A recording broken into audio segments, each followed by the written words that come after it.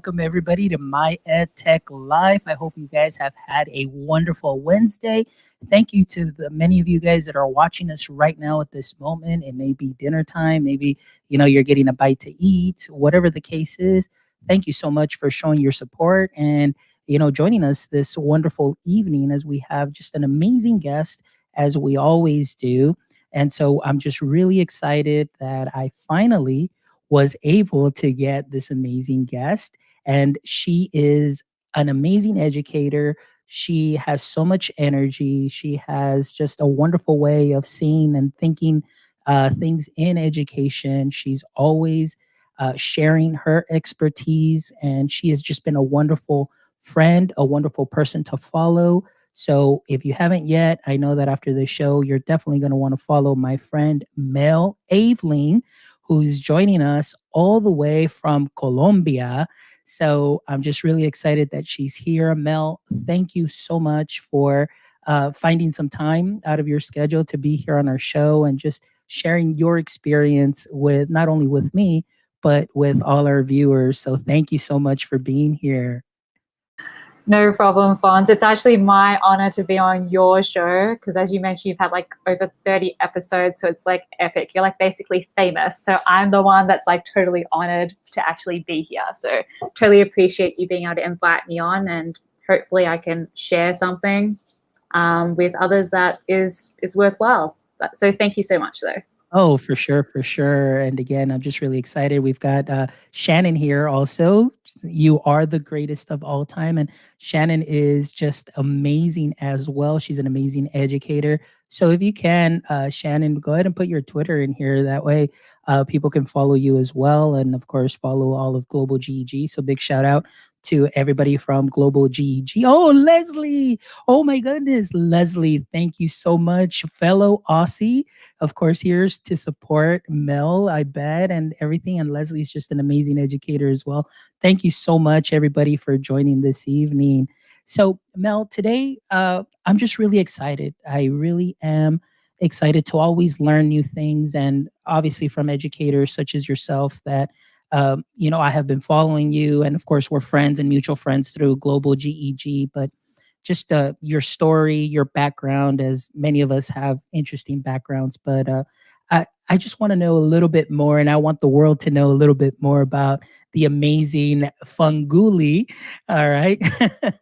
So let's go ahead and just start talking a little bit about Australia. You came up, you born in Australia, native from Australia. And so I want to know maybe at what point, at what time, did you decide to go into education? Okay, so hi everyone, and I don't know if I'm that awesome, but anyway, so I'll just give you a quick intro. So I'm from Melbourne, Australia originally. So I actually started teaching in 2010. So before that, I was one of those people that actually, like, I finished school like in 2005 and I went straight into university and I did like a double degree of arts and education. I mean, like, I straight went into like a teaching degree. I mean, like, when I finished grade 12, I was sort of like, like into like law or education or multimedia design. Like, I didn't really know what I wanted to do exactly, but for whatever reason, like the score that I ended up getting in grade 12 was like the exact one I needed to get into teaching. And so I ended up, starting the teaching degree. But I was like trying to keep my options open, and I decided to take like criminology as like an elective because I was like, okay, but like people like if you score high in that, you can transfer into law maybe. Because after my school, there was no way I was getting into law. I was like, no way, this dream is over. And I mean, like that year, like I actually did score pretty well in it, but like I did have teaching rounds in my first year, and it got me like, oh no, I'm here. Teaching is pretty interesting. And I know most people like, well, courses like what you do in university and what you do in the real world is quite different. But I think like having like teaching experience in the first year got me like, okay, no, this is quite interesting. I do want to stick with it. So I wasn't one of those people that, I know some people have like those special stories of, when they were young, they always dreamed of being a teacher or something like that. That was not really me. I mean, like of course, like I'm interested in helping people, but I do not have some inspirational story for like why I became an educator. it's more like why I stayed an educator. But I mean, like the beginnings, I mean, I was just one of those people who went straight from school, university, graduated straight into teaching. Like I haven't, like there's nothing else there. So I don't know if Eh, that's where it started. Yeah, but I mean, it's definitely interesting. See, like we're learning something, wanting to go into criminology, going to law school, but you fell into teaching in that sense. I mean, you scored well enough, but now I think that we are definitely not only your students, but even ourselves as educators and as collaborators and peers and colleagues. I mean, we definitely are benefiting from you, taking this road because just the way that we've seen you be part and contribute to our education community has just been tremendous. So, I'm kind of thankful that things really worked out the way they did because you're definitely a wonderful asset to our learning community. So, that's really interesting story. Now that you kind of told us a little bit of how you just graduated straight into teaching, how long were you and I know that you're teaching internationally, so going from Australia to some of the places that you've taught, was there a specific reason that you say, you know what, I just feel like not teaching here, let me go ahead and go to a different country and teach, or how did that work out? Okay. So before I say that, I'm going to answer Pile's question about what I actually Oh. graduated in. I mean, I actually majored in English literature in my arts degree and got permission to do a maths minor so that I could actually Mhm. teach both English and maths. Because usually, like for well, Australia at least, like to do secondary education, so like high school, you have to like do two different methods. So usually most people like English and history, maths and science. But for me, I was like English and maths. So I mean, so I don't have a science degree or whatever, but I got permission to do maths as part of my arts degree so I could actually teach it. And so like starting off like in Australia, like I was teaching English and maths. I taught like in the outer western suburbs of Melbourne for 3 years, which is very interesting area, a bit of a rough place to start off with. But I had like, it was a very interesting time. Like I think as a graduate teacher, things can be really difficult, like depending on the support that you have. And I mean, if the students are challenging, but then you need like supportive colleagues and that sort of thing. So for me at the start, I was like, okay, do I still want to be a teacher or not? I mean, it's always like difficult. Like a lot of teachers, like after the first 6 months, they drop out of teaching, like because it's just too hard. They don't have the right support and that sort of thing. But somehow I stayed at that first school for like 3 years or so. And I taught a heap of different subjects. I mean, like I just wanted like English and math. That was like my thing. But of course, I taught something called inquiry, which involved like rat dissections and Egyptian hieroglyphs and like all the different things. So that was like my experience when I first started. And then I moved to like the country, so like rural Victoria, and I taught there for 1.5 years. And now you're asking like, why did I end up going overseas? So, I mean, like I had a few friends that went straight overseas. Like after they graduated, they went straight like to England to teach. But then I heard stories of like the fact that they really regretted not having experience first before they went over. And I was like, okay, so I'll stay here for a few years, get some experience, and maybe go overseas. Because like my mom, like I'm jumping everywhere, but my mom, she's Malaysian. So I mean, like I've been to Malaysia like a bazillion times, but so I've always like been traveling like to Asia quite a bit. But and I was thinking, what about teaching, overseas? And in my second school, after 1 year there, and the following year, I got allocated to the grade 9 campus, and I had to teach international studies and humanities. I was like the head of international studies, and I mean, like, and I had maths and English as well, but it wasn't like really what I wanted. And from that point, I was like, okay, now this is the time. I mean, like, I've taught here for almost 5 years now, and I think it's time for me to move, time for me to like see what's out there. And so I went to like a international job fair with Search Associates, and I mean that was that point. That's why I was like, okay, so now it's time for me to change, time for me to have a look. And I was looking like mostly at China actually, because like I learned Chinese for many years, even though my Chinese is not very good. And I was like, okay, I'll have a look at China. And I ended up being in Taiwan, which was amazing. And I'm really happy that I ended up being there. But anyway, that's sorry, I just did a giant spiel of all the things. So Fonz, if you want to say something. No, I'm like that. That is amazing. That is a wonderful story. And I know we've got Pili here who's joining us. Pili, welcome. And we've got Shannon. And we're just in awe because we're learning so much more about what makes you great, Mel. And it's just an amazing story, just your experience. And for a second there, I was going to stop when you said that your friends said that they wish they had some teaching experience before they went to England. They said they were scared. I thought you were going to say something. No, they were scared because they had to eat beans on toast. Um, but of course, that's just a little inside joke there between us. Anyway, but now let's talk a little bit about your transition now to Taiwan. As you said, you were traveling and you feel comfortable with the travel. And of course, by this time, you've had some experience. So, arriving in Taiwan and getting your first teaching job there, how was that? How was that transition? Okay, so that was some interesting times because I mean, I never like I traveled, but always like with family basically. I'd never done like solo international travel. I didn't know anyone in Taiwan. So, I mean, like in April that year, I went with my mom to Taiwan because she was like, I want to make sure we want to check out this school and everything. So, we're in Taiwan during like one of my term break. We went over there to check things out. And my mom was like feeling a bit more like confident about like letting me go.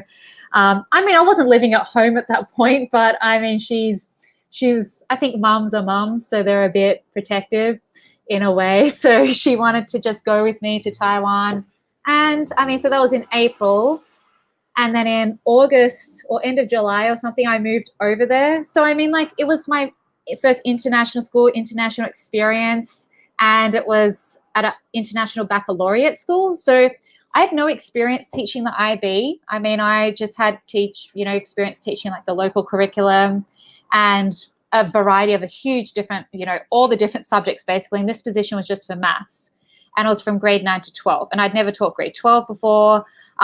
So it was like a bit, and I was like, okay. But for me, like, for some strange reason, when I have changes and things, I don't really process those changes until later. So, I mean, like, I organized all my stuff to go over, but I didn't really feel nervous, I guess, or weird. I mean, like, I got there and I was like, okay, here I am. And it's really interesting, like, being an international teacher. So, like, working at international school, there's usually a batch of teachers that get hired each year. So about like 10 or 11 of us that got hired, and we got put like in this hotel or like a place that was close to the school. And we stay there for basically a month or so until like accommodation gets set up. So like I became quite close to the people that were there. So like all the other international teachers that were hired were in that same place. So like we weren't in the same rooms, we're like maybe on the same floor, we're like chilling like the hallways going like, hey. Hey.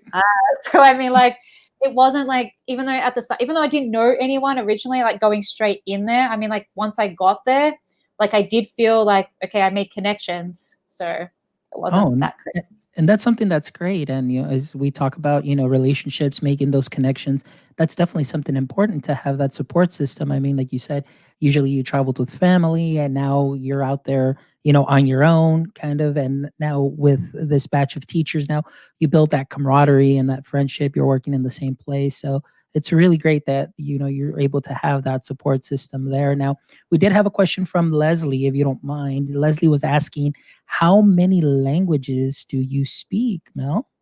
I tried to write that in the chat. I mean, like, English really Ah, is my main thing. I mean, like, I did learn Chinese for a long time, so maybe like 10 years. And I also did a diploma in it after I finished school. But I didn't really use it that much because, like, you imagine, like, Australia is like super multicultural, but you don't really have to use Chinese. Like, the reason why I learnt Chinese is because my mum, she's Malaysian, so she can't speak Malaysian that well. I mean, like, sorry, Chinese that well, but like like the older relatives and stuff do. Like, she speaks a dialect called Hokkien, and I can speak a little bit of that, but not much. But she was like, you need to learn it. It's important to communicate with your relatives.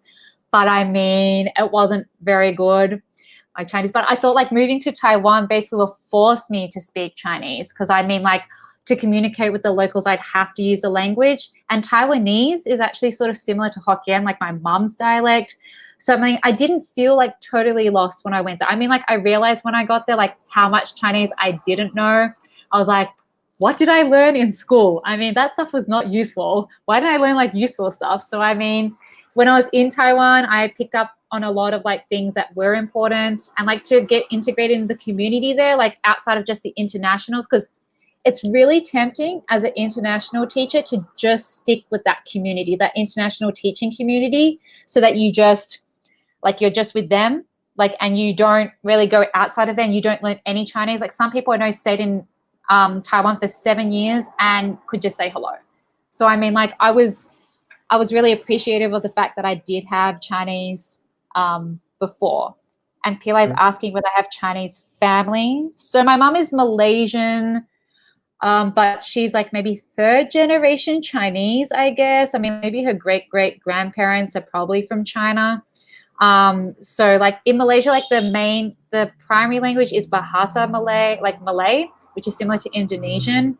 But like basically when you go to school there, you either go to like to a Malay school or a Chinese school or English school. My mom actually went to an English school. So her English is pretty good. But yeah, but she's like, she does have Chinese background, but her Chinese is not that amazing. I'm sorry, Mom, if you're watching this, but yeah.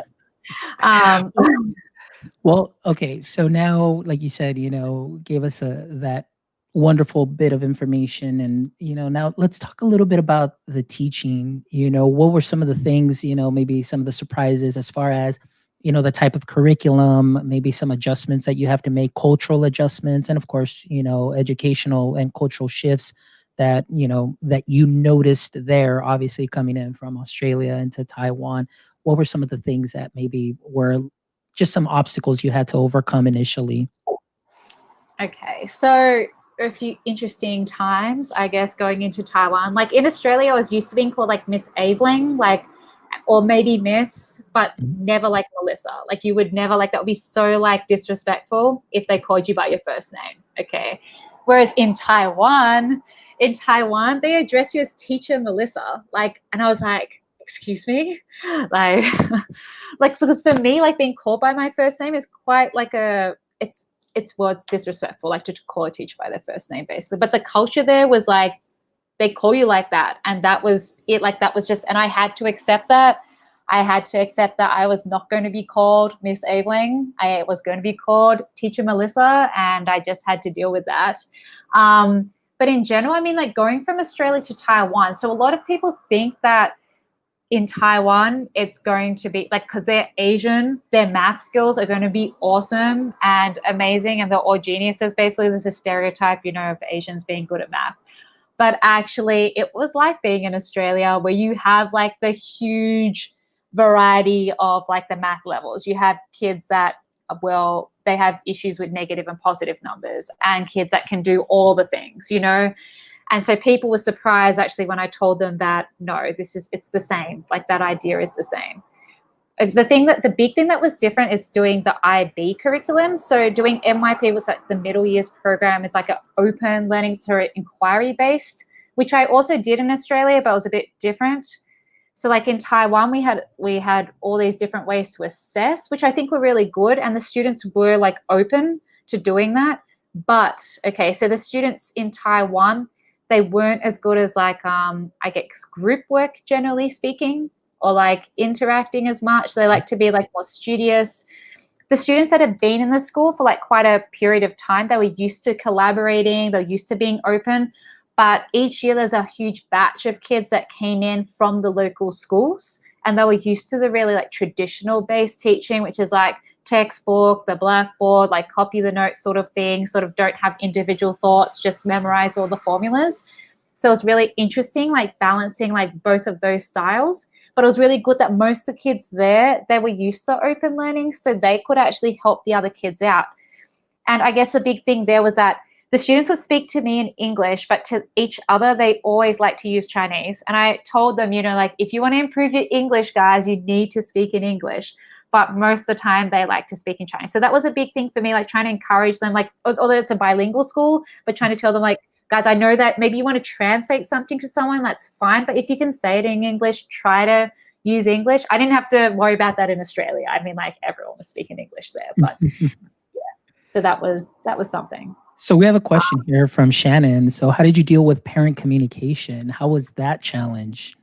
Okay, thank you, Shannon. That was something that was in the back of my mind that I did want to talk about, actually. So in Australia, I had basically direct contact with the parents. So like if the students weren't doing something right or whatever, like I would phone call the parents or email the parents, usually phone call, or maybe the coordinator would do that, but I would have those phone calls. Whereas in Taiwan, really interesting actually, any communication with parents is either done through the homeroom teacher, which is usually sometimes local, sometimes not, or directly through like the secretary from like the office. She's the one that does everything related to communication with parents.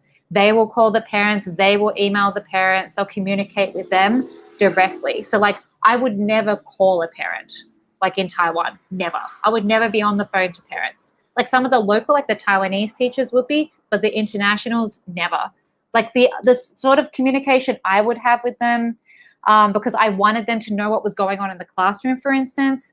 Like I was using Class Dojo actually with my grade 7s and 8s there, and also actually I used it a bit with my older kids because it was fun.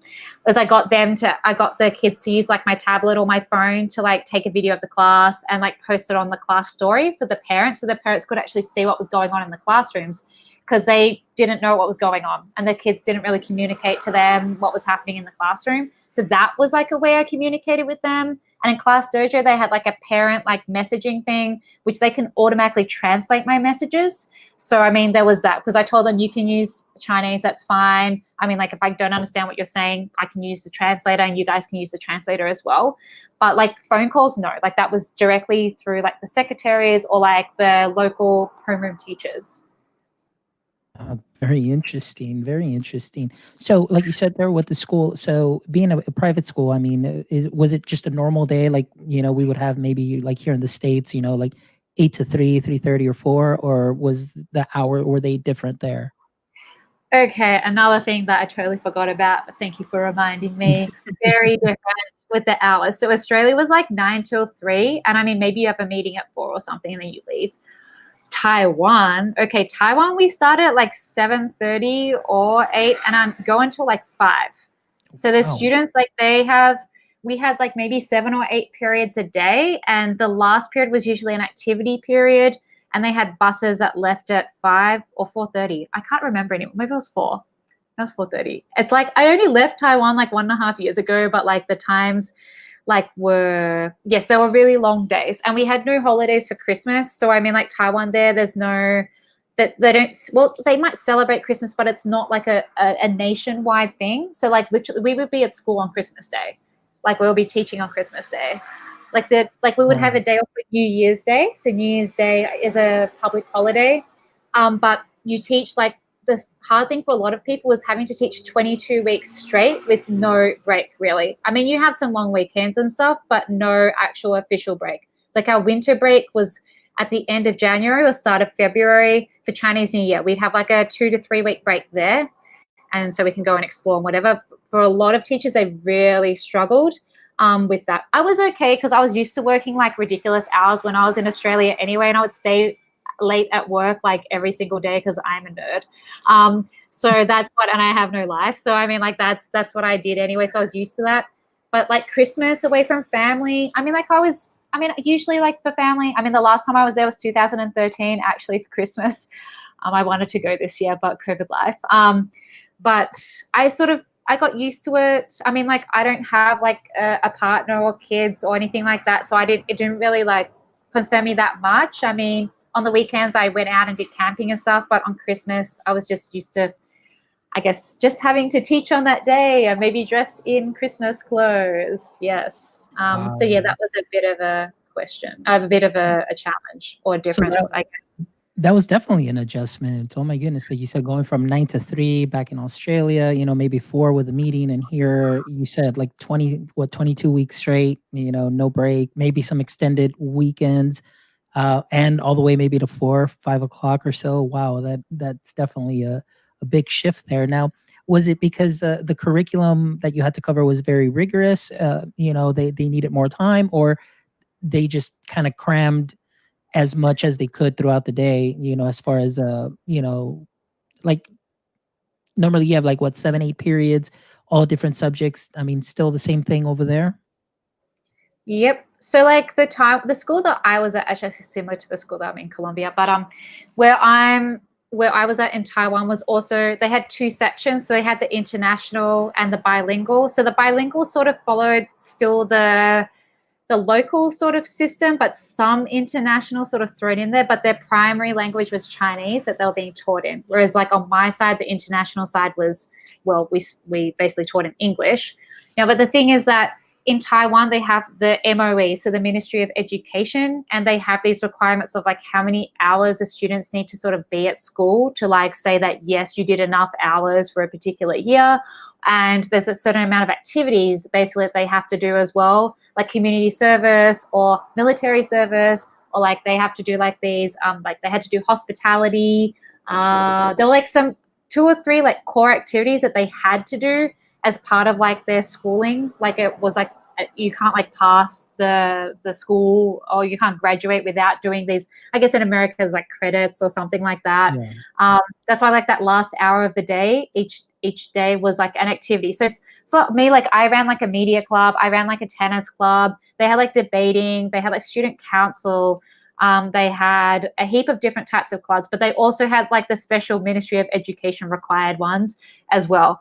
So I mean, like it, like in general, like in Taiwan, I mean, like if you were at an international school, maybe that didn't have to follow those MOE regulations, you wouldn't have such long days. But the school that I was at was, they had to follow those regulations. So I mean, that's why the day was so long. So yeah, life. And Wow, yes, they had a bazillion subjects to do.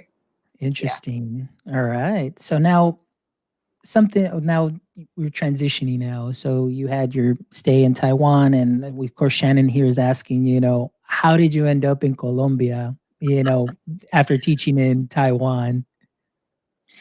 Right. And she's also asked something about what my greatest teaching challenges were in Oh, Taiwan and what they are now. I guess they're sort of linked, like yeah. comparing Hmm. that. So I don't know. My teaching challenges in Taiwan, I actually was super, super comfortable in Taiwan, to be honest. I mean, I was there for 5 years. I could have stayed for like 10 years. I mean, I had an awesome team that I worked with. Like my head of department was amazing. Like the people that taught the same subjects were amazing. Like they supported me a lot. I mean, like I didn't have to do, I mean, I still had to work, but I mean like I taught, but I was used to teaching like there maybe 5 different grade levels. So I taught like 7, 8, 10, 11, 12. Like I'd have 5 different preps or whatever. And I was used to that. I was used to that sort of thing. But people like, so I didn't have to be like an advisor or a homeroom teacher because I had 5 different things. But I was used to it. It wasn't like a big deal for me. Like I liked interacting with the students. Of course, sometimes you have challenging times, but that's like normal at any school. I mean, like they're teenagers, you're always going to run into interesting issues. But I mean, communication is essential. And I think it's the same like where I am now. So talking about like me going to Colombia and like why. So why did I? So I'm showing my T-shirt. See my T-shirt? Yes, I have the T-shirt. Sorry. Thank you. Anyway, so being comfortable in Taiwan, and why did I decide to let's go to South America? There's like a big change, I guess. I mean, being comfortable, and because I'm like in my 30s, and I was like, I'm still young. Maybe I can still go and travel like while I'm this age. I mean, like when I'm older, maybe I'll just want to stay in a comfortable place and never want to move. I was like, so where should I go? And so in 2016, I did a trip to the States. And for the first time I visited the States, I did like a road trip around there. And I also visited El Salvador and Guatemala with a friend. I know I'd never been to Central America. I'd never been to the States. I had no intention whatsoever of teaching over there because I'd heard all these rumors of like all the terrible things. Like, I don't even know why. Like, I know so many people from America now, and I'm just like, you guys are so amazing, like what you guys do. And I mean, but okay, I visited there and I was like, oh, the culture is so interesting. The people are so interesting. And then I was like, and in Guatemala and El Salvador, I was like, I really want to explore these areas more. These people, like, I was only there for like a couple of weeks with my friend, but that got me thinking. This is back in 2016. Obviously, I'd only been in Taiwan for a couple of years at that point, but it did get me thinking, about future locations maybe. So that got me, so then I was like, okay, 5 years in Taiwan was like a good amount of time, 5 years, good for the CV. I know like I could stay here for longer, but let's see, okay, maybe I want to challenge myself, maybe I want to go and do something else. And so I did some research. I was looking at Central America actually primarily because I'd been in El Salvador and Guatemala. I was looking at IB schools because I mean like moving over there will be a huge culture difference to Asia and Australia and the language, all of that. And PLA is asking, how do I get an international job? So I mean like there's a few different associations out there. So there's Search Associates, and there's also CIS. Those are two huge organizations that a lot of like international schools, they advertise on there. You have to pay like a membership or whatever, and you can get access to all the things there. Basically, you can apply through there. But I know like LinkedIn also does a lot of international jobs, but I use Search Associates. But anyway, so I was doing research on Central America basically. And my friend was like, oh, you should check out Costa Rica. It's really like foreigner friendly, good for ecotourism, because I really love nature. So like Taiwan, I know I'm going back to Taiwan, but Taiwan, like there's so many mountains there. Like in my second year, I bought a car, and I basically almost every weekend I was out like hiking, enjoying like nature, going to like all these waterfalls. I became obsessed with waterfalls. I went to 155 waterfalls in Taiwan. Yes, I have some problems. But anyway, yes. So I got into camping over there. So anyway, so like I was like, oh, Costa Rica, okay.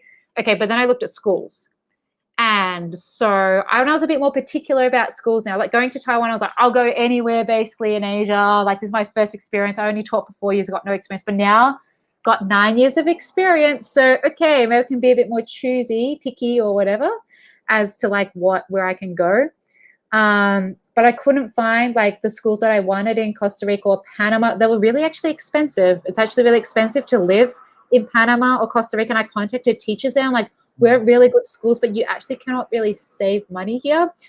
So if you want to save money, maybe don't choose this school right now, even though this school was amazing. So it was really good that they were super honest with me, because I mean, I didn't really know people there. This was back at the end of 2018. I started contacting a heap of schools because Search Associates did not really have like what I wanted. So I basically went on the IB website and I went to like all the different schools basically in South America, and I emailed all of them, like asking, if they have positions available. And I mean, I ended up looking more like in Chile, Colombia, Ecuador, Brazil. I actually looked at Venezuela for a bit. But then people were like, things are a bit iffy there at the moment, so maybe not right now. And I wanted to be at an established school, so a school that really knew like the IB program, because I knew that going into like South America, new language like Spanish. I was trying to do some Duolingo, but I mean, like I had never done any Spanish, so I know, Fons, that your Spanish is epic and amazing, but mine was basically, if you imagine like going to a new country with like almost zero of that language. I mean, for me, it was like, I really want to be at school that has all the curriculum there, so I don't need to worry about like starting anew. Like I didn't want to be like, okay, I'm at a new school, I don't want to have to deal with all the new stuff. I just like, because I knew that everything's going to be Spanish, I just want to have that as my focus. So in the end, that's how I ended up getting like the job, like the particular school that I'm at. I went there because I thought that it was a well-established IB school. Yes. Sorry, that was a giant spiel. You can like ask stuff if there's questions in the chat. I mean, sorry. Well, that's interesting now. So now, like you said, Spanish transition, things are different. How does has the schedule gotten a little bit better? I'm sure that probably has, as far as maybe a little bit more days off, maybe the curriculum a little bit different. So what is, just before you answer that, like your current position right now is you're doing math also, is that correct? Yeah. So I've got like the same position as I did when I was in Taiwan. So I was at MYP and DP, so middle years program and diploma years program, which is basically like, if you're thinking of like general, it's like from grade 7 to 12. Okay. So like in Taiwan, I was teaching usually like 5 different grade levels. I came to Colombia, the school that was like, they're like, what? You're teaching 5 different grade levels? No one does that. No, that is not okay. So I'm teaching just 2 levels right now. So like last year I had 10 and 11, and this year I've got like 9s and 12s.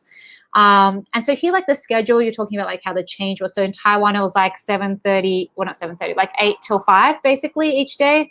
Here, you still start early. Like our first period starts at 7:30 in the morning, but we finish earlier. So the kids, it's really weird now, okay, with like the hybrid thing and everything, but we finish at like 3, basically. Okay, and then we usually have refuerzos from 3 till 4, basically. For like, so I usually finish by 4 p.m. each day, and I can go usually straight home, generally speaking. So there is that. Yeah. So we've got a question here from Steph. Thank you for joining us, Steph. Appreciate you being here. It says, I've heard that some schools have age cutoffs and cutoffs for amount of dependents you take with you, right? So there's a huge range of different requirements depending on the school. Every school is actually different. Most schools do not have an age cutoff. I mean, some depends, like with the dependents, depending on the package you get with as an international teacher, like some places they will pay for the tuition of your kids. Maybe the first and second, and maybe the third is half, or just the first and the second is half, or something like that. It really depends on the school. But age cutoffs, I mean, like not usually. That's not usually a thing. Like maybe if you're like 60 or something and trying to get a job as an international teacher, maybe and I guess maybe they might, like if the school doesn't have as much money, maybe they'll be looking at teachers that have less experience, or not less experience, as in like maybe 5 years as opposed to 20 years, because it costs more to hire the ones with more experience.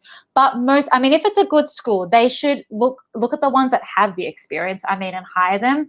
But with dependent staff, like if you're asking about that, it really does depend on the school. Most schools will have a package where they'll pay for at least the first or second kid that you have their tuition, or at least half something. But it really honestly depends on the school. Like it is really, really different. So yeah, really depends, honestly. Yeah. So now working with the students, you said you've got 9s and 12s now, and you're still, teaching the same subjects. How has that been, especially, maybe in the, previously in Taiwan, or maybe the year before you were doing, what was it, like 9, 10, maybe, grade levels that are a lot closer. Now you've got 9s and 12s. How's that been as far as a challenge? Not at all. No challenge in regards to that. Like just having like as in like 9 and 12 or 10 and 11 instead of like 5 levels that I can sort of see the progression. That's not really a huge challenge or difference for me. Like the big difference actually coming from Taiwan to Colombia was actually the way of the teaching. So like the school I was at in Taiwan was an IB school as well, but the school that I'm up in Colombia is also IB, so they're also like a MYP school, but I don't think they've had the program for as long. So a lot of the students are still used to like traditional based teaching and not so like student centered or being able to take responsibilities themselves. They're still used to like the teacher like giving them all the things. So that has been the biggest challenge actually, probably aside of the language. Okay, like I knew like another thing, okay, that coming into the school, I was told like in the interview and everything that all the meetings are going to be in Spanish. I mean, there'll be someone there that will be able to translate maybe for you, but you need to be aware that basically everything is going to be in Spanish. And so I knew that going in, I was like, okay, I wanted a challenge. I wanted an adventure. I mean, this is what I've got. I mean, I had that. So the language thing, basically. And Pilar's question about like, oh, I should not be here. Yeah, I So, mean, that's a great question from Billy. Thank you so much for asking. I mean, has there been that moment? Has that crossed your mind at any time? I mean, maybe in the first stint, when you went to Taiwan, but how about now during this time? Do you get homesick? I've actually never been homesick. Even like when I moved to Taiwan, because it was just so comfortable for me. I was just so at home there, so comfortable like where I was. I didn't feel like, of course, everyone looks at me and they'll get so surprised if I speak Chinese to them. But I mean, like I still felt like really comfortable there. And coming to Colombia, obviously, I knew it was going to be a culture shock. I knew, like, I was prepared in my brain to be like, okay, when you get here, everyone's going to be speaking Spanish. And I mean, I tried to do like these little culture exchange things. So in Taiwan, they have like these language exchange things. So there's people that speak Spanish. So people from Argentina or from Colombia or from wherever, like they're like practicing Spanish. I went to like 2 sessions or something there, and I was like, oh my God, I cannot understand anything. But but I was like, it's okay, you know. And I like honestly, I have a really good team here. Like people are so supportive here, and they're really like willing to try to like help me out. And I think that was super important. And also like the batch of international teachers here was not as big as Taiwan. So Taiwan, I had a group of like 10 teachers there, whereas here we had like maybe 3 or 4 like in like my section, in my like in the high school section. But like PLA's asking like whether there were times of like, should I be here, should I go, like considering like the distance I am away, because like obviously like Taiwan to Australia is like about 10 hours, whereas here if I want to go back it's going to take about 30 hours. Wow. Because like you can get a direct flight from Melbourne to Chile, which is about 14 hours, and then but you have to go to Bogota after that, which is another 6 or 7 hours, and then to Cali. So by the end of that, I mean, if it's super like good transitions, it's maybe 26, 27 hours, but it's quite far. But I don't think there's a time where I was just like, I really want to leave. I think the biggest challenge was me just like getting used to like the way of teaching and acknowledging the fact that the students were not used to like my style of like getting them to actually investigate things instead of like me giving them all the stuff. Like there was a huge clash, honestly, at the start, and we had to have this. It was really good. The students are super open. Like they definitely like if there is something wrong, they don't like it, they're going to tell you. So like Colombians, okay. So the thing about the culture, okay. So Asia and Colombia, totally different. I mean, like Colombia, everyone is like well generally super friendly. Like the town that I'm in, Cali, everyone's like super loud. Okay, like they're super loud. They laugh like super loud, and they're like want to hug you, want to touch you, want to like just like be your friend basically all the time. And for me, okay, I am not that type of person. Okay, like Asia was very suitable for me because I could just go about my way, and I was actually loud. Like in Asia, like in Taiwan, I was one of the people that were like talkative. And then I came here and I was like, oh my God, why does everyone want to hug me? No, I hate hugs. No, no, please, no. Like the students wanted to hug me and I was like, no, please, no, no, no. I was like, this is distance, okay? This is like here. Like right now with COVID, it's good in a way because I'm just like social distancing. But I mean like at the start when I first came in, I was like, what is this? I mean like that was very, yeah, but I mean, there were challenges, but I mean, this big thing here is just it's forced me to grow. I mean, like in Taiwan, I was super comfortable and I wasn't really pushed like as an educator, like to really like expand whatever I was doing. Whereas here in Colombia, I was not expecting that. I was not expecting the fact that I would have to really like change or really like think about the way that I teach even more.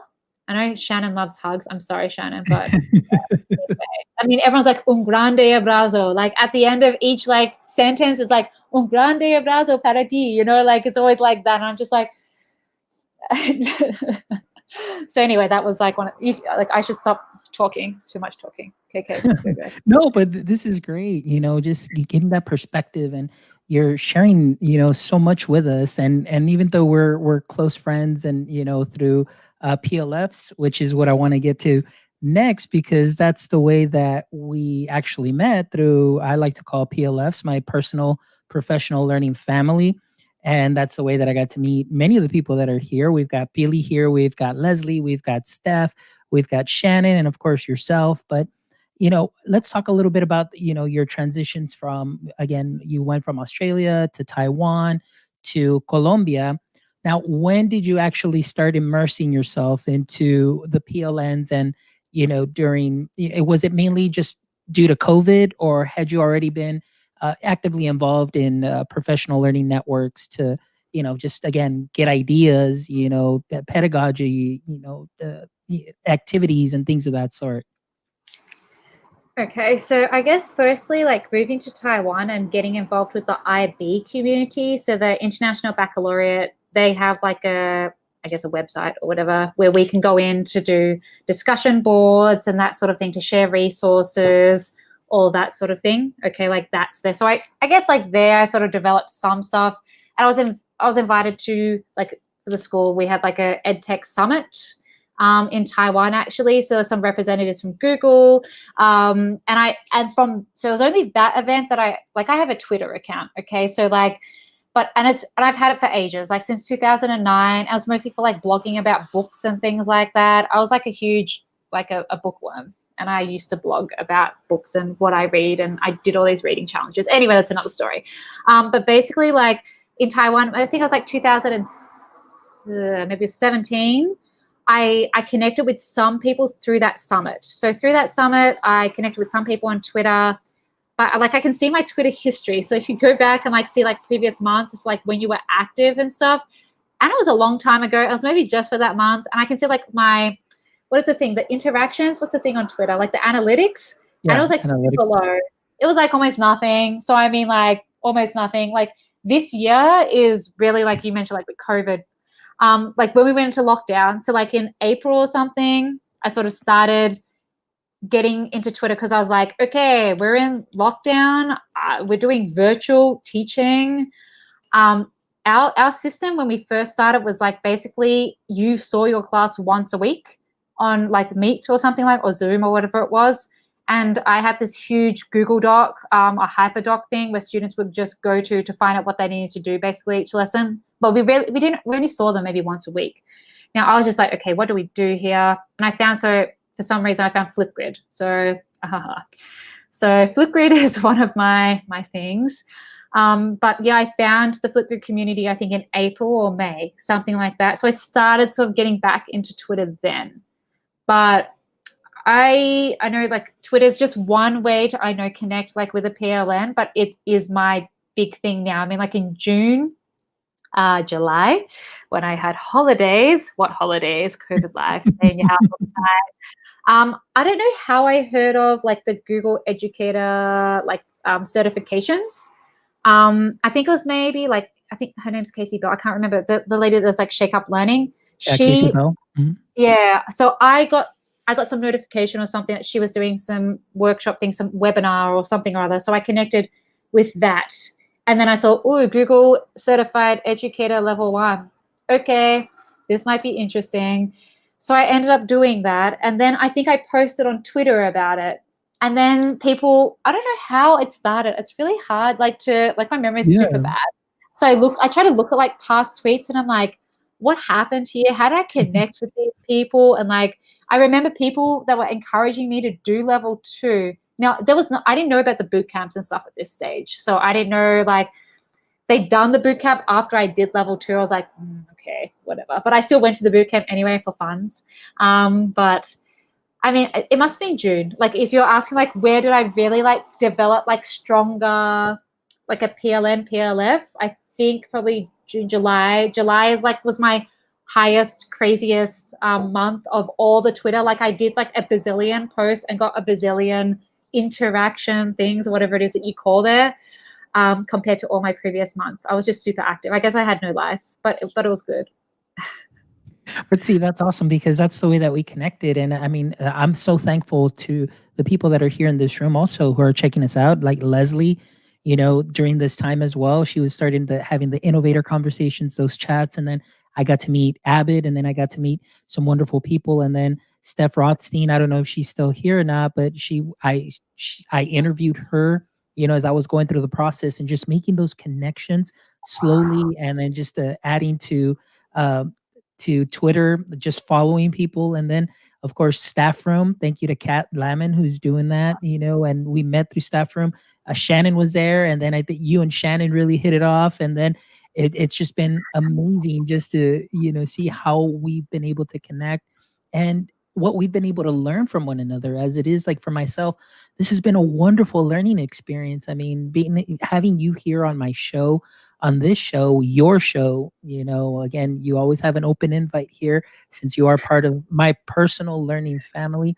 It's just been great to be able to learn not only who you are as a person, but through your experiences, and being able to see education through a different lens is going to help me obviously see things differently as well, and help me reflect on some of those things that you've mentioned, and think about those things a little bit more so that I can become, a better educator and a better person and somebody that can be very helpful, just like you've been to many of us. And you've brought so much joy to us because, like you were talking about the Flipgrid community, one of the best things that you ever did was just create that Flipgrid. Tell us a little bit about how you came up with the idea of creating this Flipgrid that you shared with us. Okay, so before I talk about that, I want to give a shout out to one of my ex-colleagues, Kenny Xiao, who's in the chat right now. I used to work with him in Taiwan, and he always like blabs all this weird random stuff about me. So you can just ignore him probably as he writes stuff in the chat. But thanks, Kenny, for like being in here. I just like spammed him with like my YouTube link so he could actually come and see me. But anyway, he's someone who I used to work with like in my when he was part of that first group of like the 10 teachers, basically, that when I moved over to Taiwan, he was part of that. He's in Hong Kong now, but yes, one of my old mates from there. But yeah, the Flipgrid. So Shannon is in the chat right there.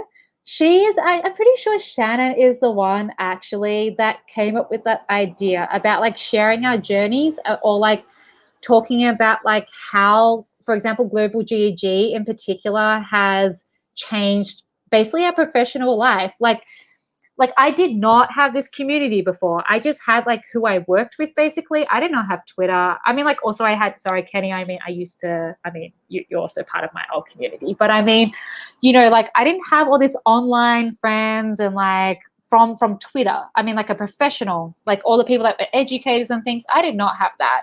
So somehow, like, yeah, as you mentioned, like the staff room and stuff, like I joined a staff room and Shannon was also there. I think in the second staff room I was there. For some reason, we connected and we messaged. And at some point, I'm pretty sure, Shannon, it was you.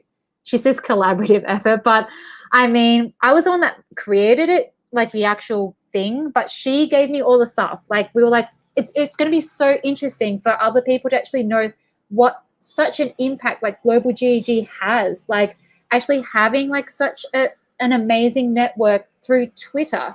I mean, from global GEG, but like, it's not just global GEG. I mean, like, it's all the other educators are out there like sharing all their stuff on Twitter, whether it's like things that they're struggling with or like amazing resources or anything basically. I mean, everything is out there. I know that there are some teachers not on Twitter. I mean, like in Colombia, I know Lewis is an exception, but most teachers are not on Twitter.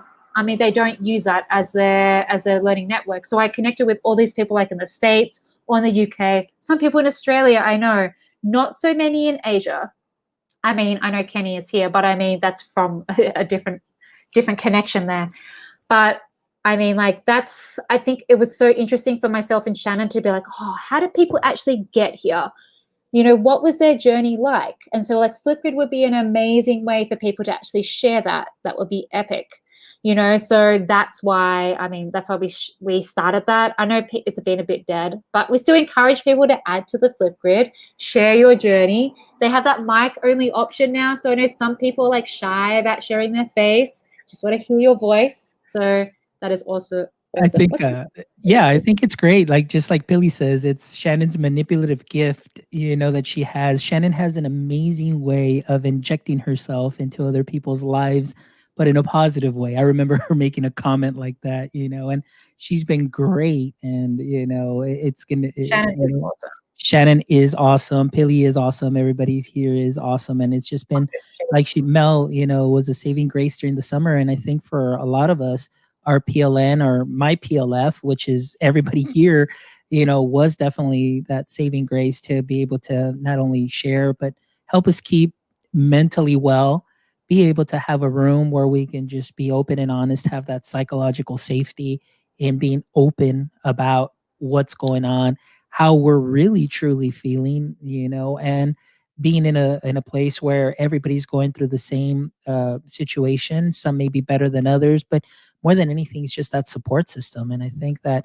professional learning families, like I call them, or professional learning networks, can be great if you can extend them beyond just that professional and make it personal. The friendships that come about, those connections, and hopefully one day we'll all have a global GEG meetup, in one place, one location, and just have a great time with one another, because we've all been able to contribute to everybody. Everybody's been able to contribute in one shape, way, or form, to meet the needs of whatever they may be. Whether it's like, hey, does anybody have a strategy for this? And somebody's like, hey, here's this. Does anybody have this? Hey, here's that. Or hey, can somebody chat right now? Does anybody want to vent? Does do this? And so it's just been amazing, just those connections that we've made through our professional learning network and family. And so it's just been great. And again, like Shannon Pilly here, it says it was also such an effortless learning space. Yeah, when you needed a little cheer, we're always here. And Shannon also, definitely, we all have a global GEG meetup. That's right, and it'll be a 24/7 PD party. So that'll be awesome. Well, Mel, I mean, it's just been great. Honestly, it's been an honor to be able to learn more about who you are as a person, who you are as an educator, the way that you see education, the experiences that you've had, and for you to take the time to share those experiences with others that may be watching, that maybe they don't have that international experience, but now they've heard firsthand through your experience. And maybe those that may be planning someday and say, hey, you know what, maybe I'd like to teach internationally. Well, here's Mel, sharing her story, how things worked out for her, and at least some in some of these cultures. But and of course now they can reach out to you. I've been putting your Twitter info there so people can go in, they can follow you. And so I'm pretty sure that you've just gained several followers here after this show and thereafter. But thank you. I really, really means a lot that you were here and just really opening up to us. And it's been great. So thank you so much, because it's just been a truly genuine, real learning experience for me. So thank you. Problem. I need to thank you and also like the Global GEG and the Twitter. I mean, like without like that PLN, I think in that group of people, I would not have really like I think I've shifted so much as like an educator from like 6 months ago to where I am now. Like I would not usually be someone that would go and do these things. Like I would not do this. I mean, like being on a YouTube live, I mean, I've done a few now, but I mean, like I would have never done that before, or like run like PDs for like teachers for like tech stuff. I mean, that is not who I am. Well, it was not who I am. Maybe that is who I am now. But I mean, like it's because of the group. It's because of the people that are like, they're pushing me, they're suggesting all these things and like forcing me to grow. So I think like, and I know, for example, like the international teaching thing, like if you're thinking about it and you're like, oh, COVID and all this sort of thing, like I still think that you should go forth and do it. I mean, like it's an experience that you're not really going to regret. I mean, like whether you have like some negative things or some positive things or whatever, it's the type of experience that's super worthwhile. Like because you have to immerse yourself like in the culture, in that community, and you learn so much. And I mean, I don't regret at all like coming over here. I know at some points during the COVID times that I was like, oh my God, Taiwan is like the best country right now to be in for COVID because they were so good on clamping down everything. So they're basically free. I mean, in Taiwan, they can go and travel around Taiwan and do whatever. And I was like sort of jealous at that point, but I was like, no, no, no. I don't regret coming here because I mean, if I didn't come here, I wouldn't be who I am now. I don't know whether I'm a better educator or whatever, but I know that I've learned so much, like from all the people in this community. They've just like taught me a lot and forced me to do things that I usually would not have done before. So I'm super appreciative of all of that. And I highly encourage everyone basically that's out there to join a PLN if you haven't already. Okay. Or I mean, like if you're thinking of teaching internationally, then you should research and do some more. And you can also talk to me, like no problems about that sort of thing. But yeah, a highly like enriching experience for sure. No, most definitely. And Mel, you've definitely grown, I believe. I think everybody during this time, but just at least from my perspective, from the outside looking in, I mean, I've seen so many people that have been able to do some amazing things and now contribute quite frequently and are active in helping so many other educators, and you being one of them. And of course, all the wonderful people that are joining us here today, like Leslie, Pilly, Shannon, Steph Rothstein, and the rest of the PLF and the rest of the Global GEG gang, has just been something that has been amazing. So thank you again so much. And guys, thank you so much for joining us on this wonderful conversation. I know that, like Billy said, this could go on a lot longer because it's just wonderful to just be able to hear someone's story and think about our own practice, our own personal experience, and reflect on those things. So hopefully today, what you've heard Mel share could be something that you can add to your teacher tool belt. Those experiences, that knowledge firsthand, and maybe there's something from here you'll be able to apply to your own personal practice or just for your professional personal growth. So thank you so much, Mel. Again, thank you guys for joining us midweek. I know normally we do our shows on Saturdays, but schedules are changing, so now we'll be doing our most of our shows during the midweek, and we will probably be taking a little break, probably the week after Christmas and so on, and then we'll be back in January full force. We've got some great shows lined up. And if you can, guys, go ahead and visit our site at myedtech.life. Myedtech.life. You can go ahead and you'll be able to listen and rewatch this show in about 10 minutes or so while I update everything. You can check out the other 33 shows that we've done. That's right. I can't even believe this is show number 34, and it all started just by clicking record. So thank you so much to all of our viewers, all our supporters. Thank you so much. Pili, thank you so much for that cup of coffee. I really appreciate that. And again, guys, we will see you guys next week with another wonderful show. But my friends, until then, stay techie. Hold up.